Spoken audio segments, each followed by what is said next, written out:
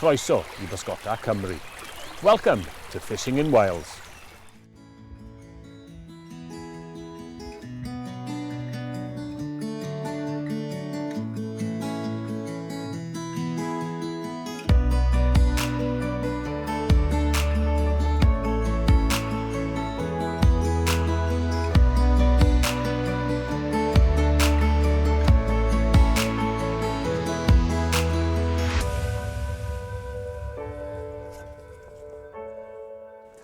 Croeso I Llyn Clywedog, that's welcome to Clywedog Lake, here in the heart of mid-Wales. A reservoir of 615 acres with 36 boats. But today, we're not going afloat. We're actually going to take you on a trip around the banks, show you some hot spots. There's nearly 4 miles of easy bank access. And if you're a mountain goat, there's another 15-16 miles. So let's see how we get on.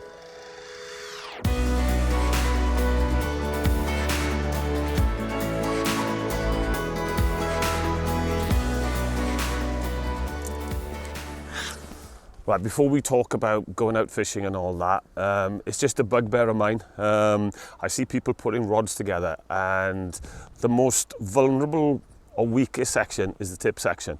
And you see them putting butt section onto the, so that's your strongest part.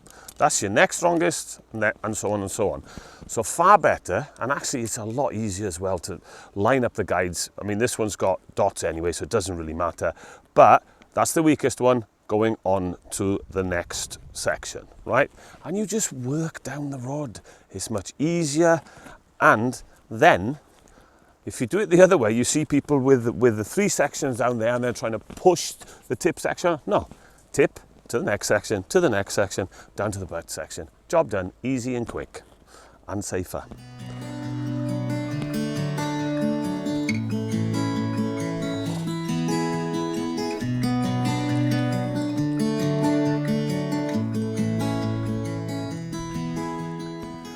Right, we've come to our first spot. I mean, literally, it's 30 yards from the car.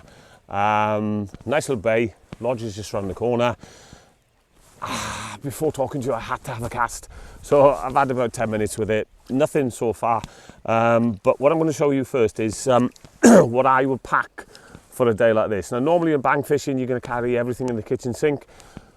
On a place like Clywedog, you need to be mobile. And it's a case of walking a lot, jumping in the car, driving to the next spot, walking a lot. The more you cover, the more chance you have. So I've gone a little bit light. Backpack, essential, just get everything on your back. There's nothing worse than carrying a bag, putting it on the bank, walking 30, 40, 50 yards and think, oh God, I've got to go and get my bag again. So everything goes in the backpack. In this one, really good. It opens out flat all the way around. So last night, I chose what lines I thought I would need. I've got an intermediate on one rod, I've got a floater on the other, and to be honest, I don't think I'll change much. However, in this, spare spools, what I've got is, silly, 3 types of midge tips, okay? A standard, the original midge tip, which is the Rio. Then I've got 2 of Airflows, which is the 6-foot slow and 6-foot fast midge tip. I've got a 40 plus midge tip for extra distance, and then the 2 sort of go-to lines for bank fishing, then the 40 plus is I've got a fast intermediate, and if all else fails, a dive 3. If it was early season, I might put a dive 5 in as well, but that would be it for my bank fishing. And then we just put a few selections of flies, and I'm just like all fishermen, you know, we carry one box, we need another, we need another. I've got a selection in there, a selection in there, and a selection in there. And if no flies in here work, then it's time to go home, to be honest with you. It's light wind today. We've seen a couple of fish rise. So my first plan of attack was with an intermediate line. I put an ungreased hopper on the top dropper. I've put a nymph on the middle. It's a cruncher, small cruncher, size 14. And then I put a lure on the point. I've changed that a couple of times, not had a take. So we're going to change tactics now. But this is it, everything in the backpack. So I can carry it on my back, walk as much as I want. On the back of that, we've got the net.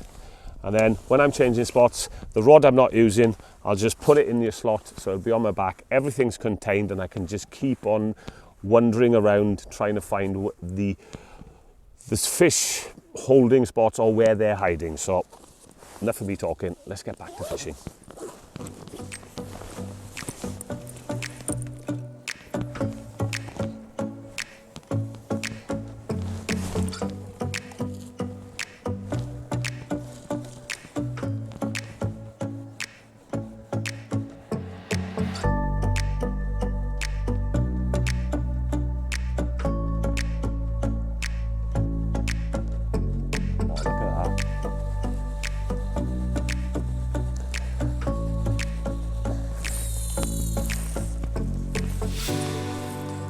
Oh, look at that one out there.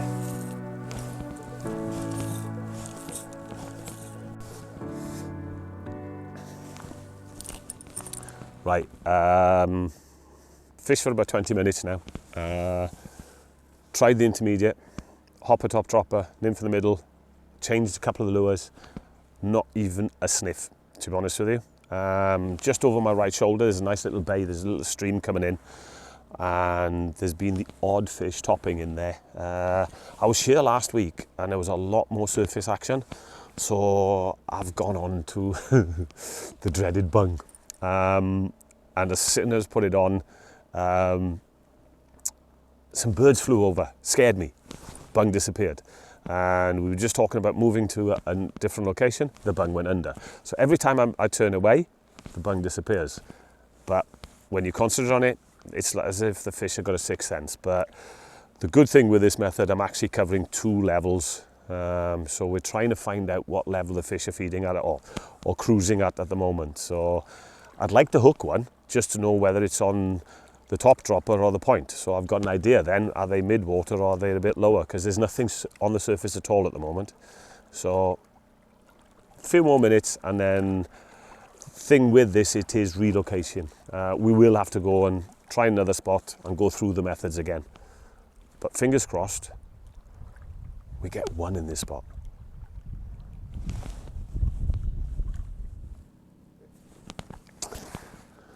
Right, spot 1, 0. No, we had a few takes. Cloud covers just come over, odd fish rising, and as I speak, one just porpoise just out there. So there's a few fish in the area, but to be honest with you, 2 takes, it's time to move. And that's the beauty with this. On the poplar side, you can literally drive to within 30 yards of the bank, all the way up this side, even up to the top of the Biga. So we're going to relocate, change the scenery, hopefully change the luck. Come on, let's go.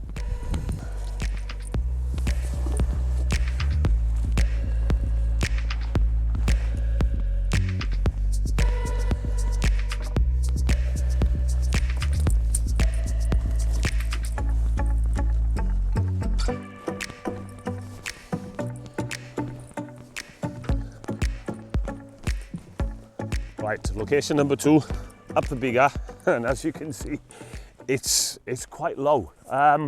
Here's a little tip for you actually. If you regularly fish a reservoir, when the level goes down really low, take pictures, because you might see some features. There's a big rock over here, a big boulder. Now that, when it's full, will hold fish, but when the water goes right up there, you'll forget all about that. So when it's low like this, take some pictures, but also take some bank reference. So you see the gate I've just come through there?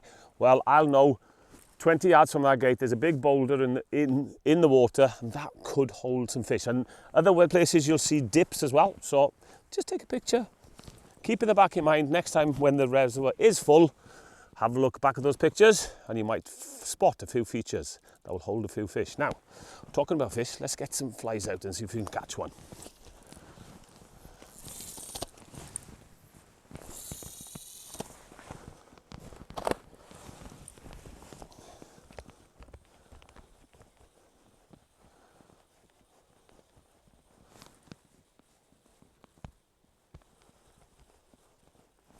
There we go. First cast, change of location. Right. Ooh, he is going for it. Oof. Okay, okay, mate. You're going back anyway.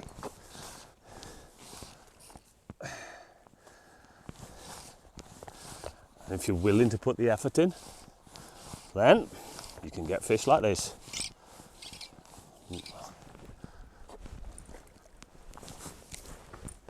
Get him in the net so we can show him to you. Oops, nice rainbow. Come here, you. Look at that.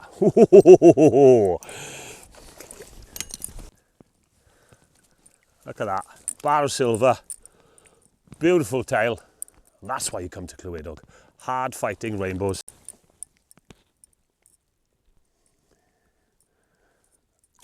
Oh, there he goes. To fight another day. Roll on the next one. Now that was halfway back on a roly-poly. Bang. It's got to be more than one fish here.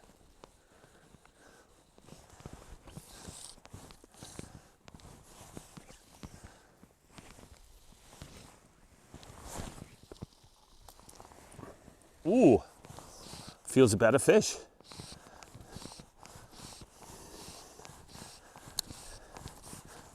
Okay.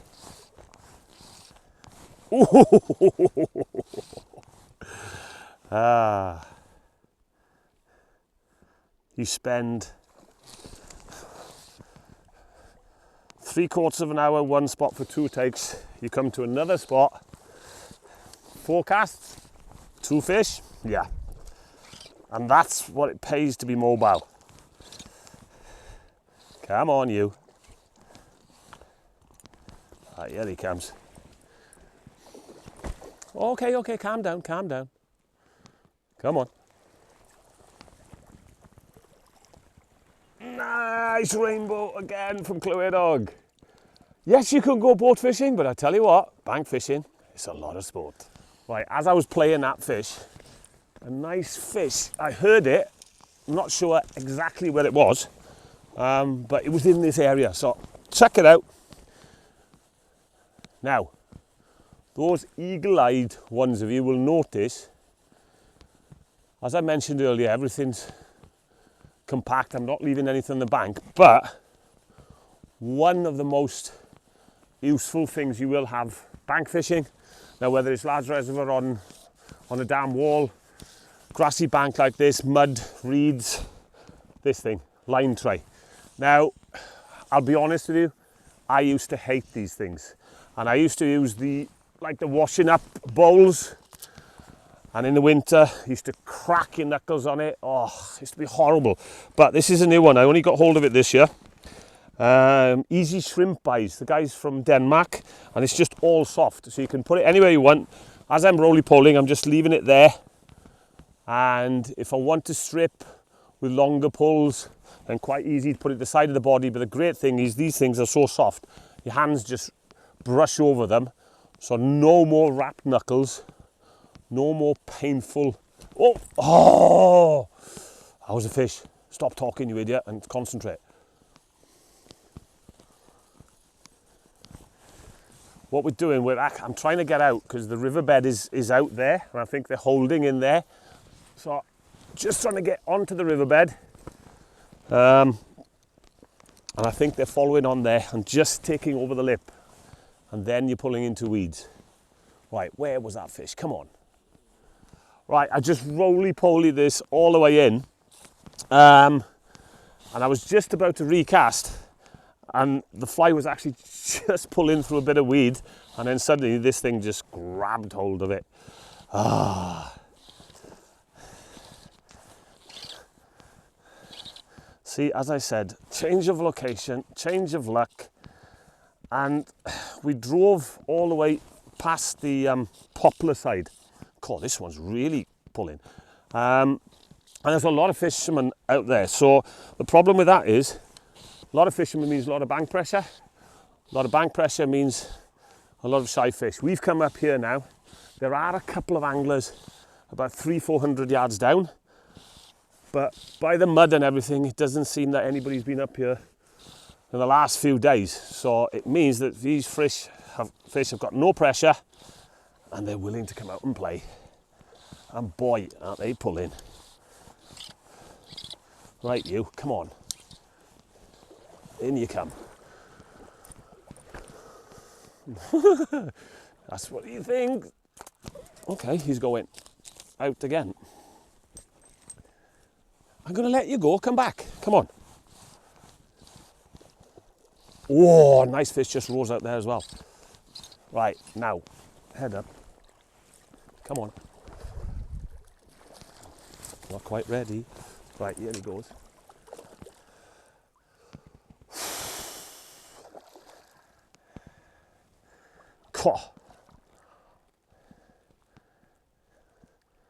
Proper fight. And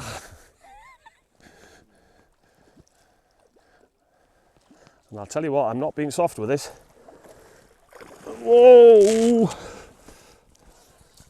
Right, come on you. No.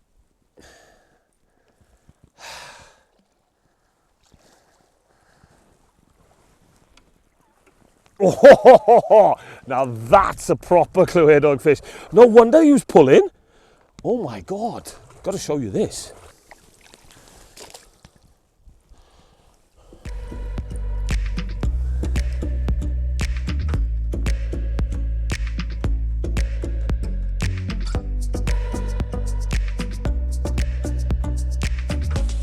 Yeah, oh, and off. That's called LDR, long distance release. That was a good take as well, solid, heavy. Oh,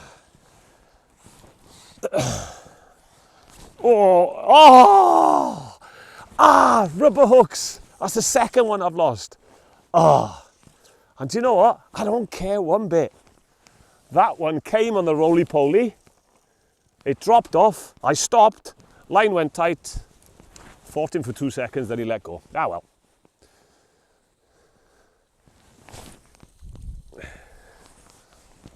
Right, loads of fun on the pull. If you didn't actually see the fly, it's a mini snake, tungsten bead and yellow frit and just a zonker strip.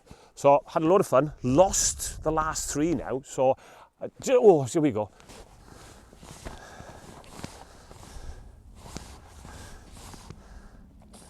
Ooh, ooh. He's going back to where he came from.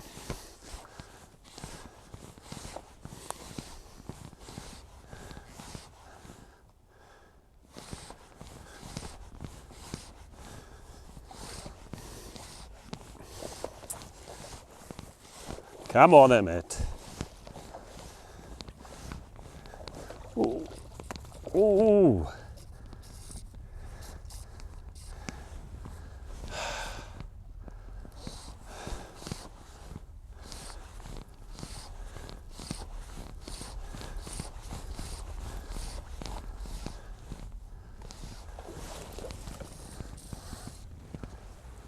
And I'm not playing about with him. I'm trying to bully him to get it in. God. Arm wrenching stuff. Like, come on.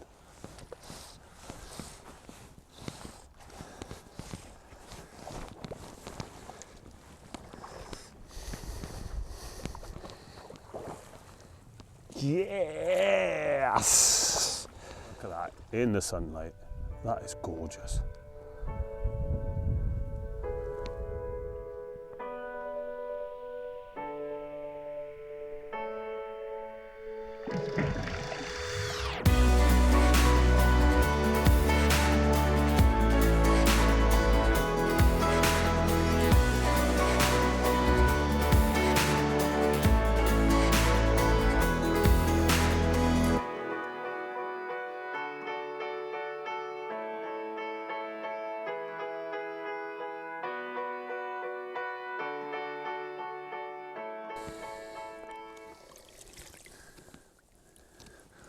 Right, let me show you this rainbow. Absolutely fin perfect.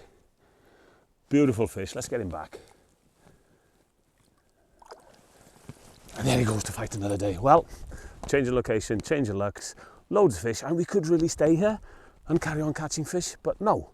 We're going to go a little bit further around the reservoir and show you another little bay, and let's see if we can catch there. Come on.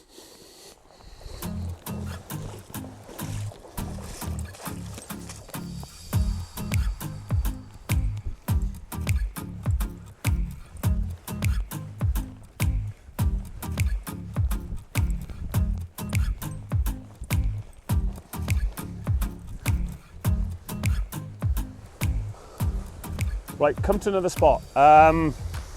It's a fair old hike down there, but I just wanted to stop in this area because the last time I fished this, the water was really up to the reeds. And I was actually fishing dry fly against the reeds on the opposite bank. And I never ever at one point knew that this structure and the riverbed was here. Now if I was fishing in this area with the water high up, I'd need something like a dive 5 or a dive 7 to fish right at the depth. When the lake is down, take pictures, have a look at it. We've got a nice holding spot with rocks over there, boulders down here. You can see the riverbed going all the way down into the reservoir. And if this was full, that little bend in the distance, you can see that slope down. Well, at the end of that slope, that's where the fish are going to be hiding. So if you're drifting over that in a boat, if you know where that drop off is, instead of fishing above the fish, you'll be getting your flies down to that zone where the fish feel comfortable. So take a picture like this. When the reservoir's full, you'll know all the hiding spots. So come on, let's go for a hike.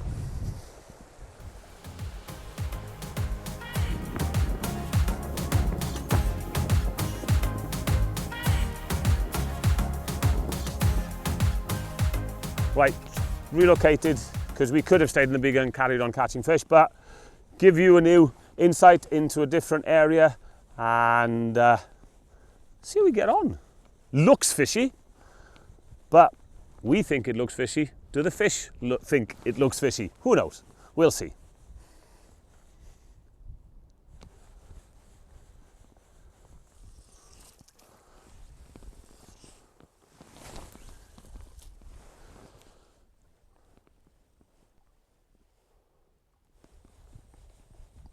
Right, roly-poly on your bike, milking a cow, call it what it is. It is a great way to have a continuous retrieve. Also, in the colder months, if you your fingers are a little bit sort of stiff and that, well, you can actually do a really slow roly-poly, which is just like a figure of 8. But the beauty is, if the fish are in the mood to chase, you can actually speed it up, slow it down, pause, but you're in far more contact with your flies at all times. And I'm going to give you a little tip here. On the last rotation of your right hand, take the rod and the line in one, and then lift up into the hang. Because a lot of anglers will do this. When they come to the last rotation, they'll grab the rod like this, like that, and then they'll lift up. Problem at that point is you can get the take and you'll miss the take. So on that last rotation, it's very simple. What you do is just continue on the last circle with your left hand, just take the line and the rod up, lift the rod up, your right hand drops onto the handle, and then you can just slip into the figure of 8. So if anything comes on the hang, you're in control of that fly at all times. There's no slack period. There's no time where you miscontrol the fly. There and then straight back into the cast. Well, after I have this fish,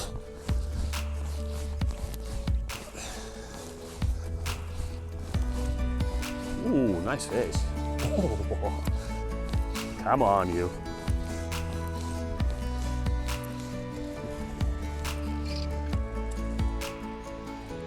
What's a spartic? I haven't caught one on Clywedog. It's a spartic. Look at this. Whoa! Check this out, guys. Whoa! Calm down. Right. This is a spartic. And they are gorgeous looking fish. Look at them, like a torpedo. That's why they fight so hard.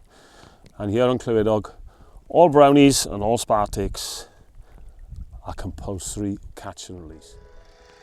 What a gorgeous fish.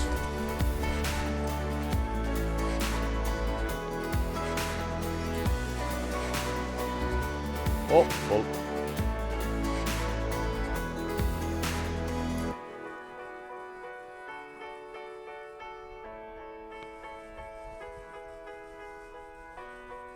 Right, here we go. Nearly. Oh, that pulls some lilac. Whoa. Well, it was fun up the Biga. It's just as much fun up here. Wow. Where are you going, mate? He's trying to go. Ooh.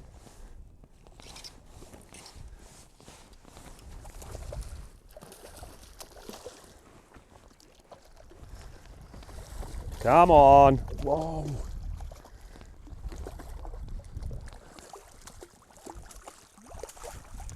Yes.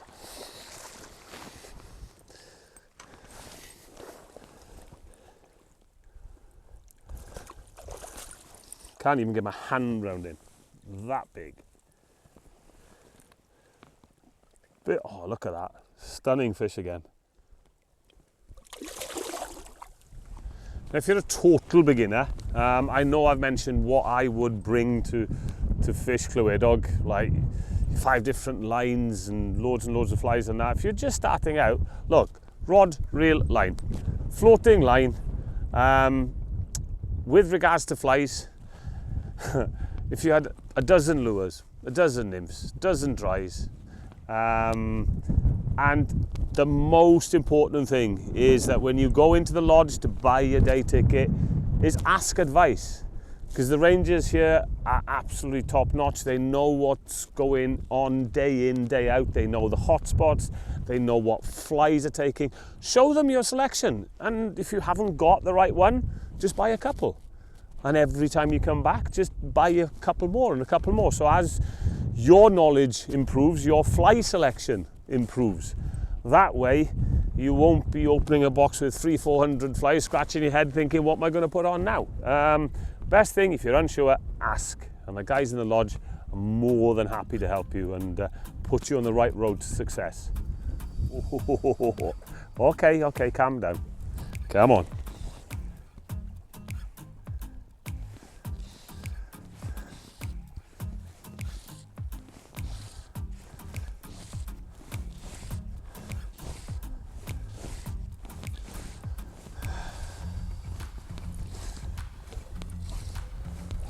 Whoa, nice little rainbow, come on.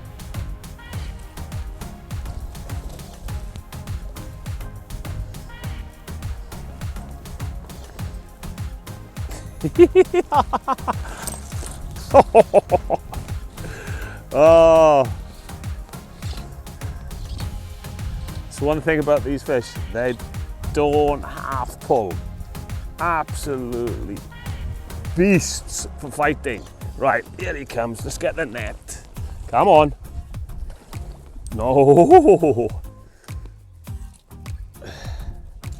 He's gone again. Come on.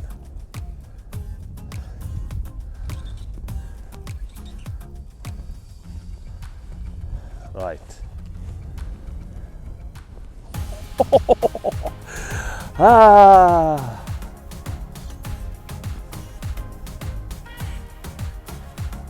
I do not know what they feed them here in Clywedog on, but by God, they are hard fighting. Right, come on you. Oh, I think we've saved the best till last. Look at that.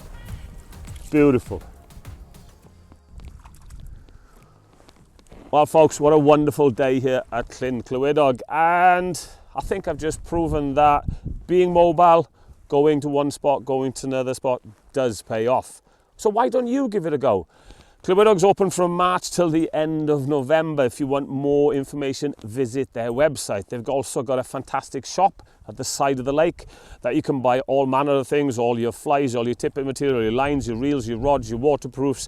They've also, during the height of the season, they've got a cafe open Thursday, Friday, Saturday, Sunday for breakfast rolls. They've got a fleet of 36 boats. And also they've got what we'll say is between 3.5 and 4 miles of easy access bank fishing. And for your mountain goats that want to put a backpack on and do a bit more, there's about 14-15 miles of accessible fishing, and it's well worth giving that effort.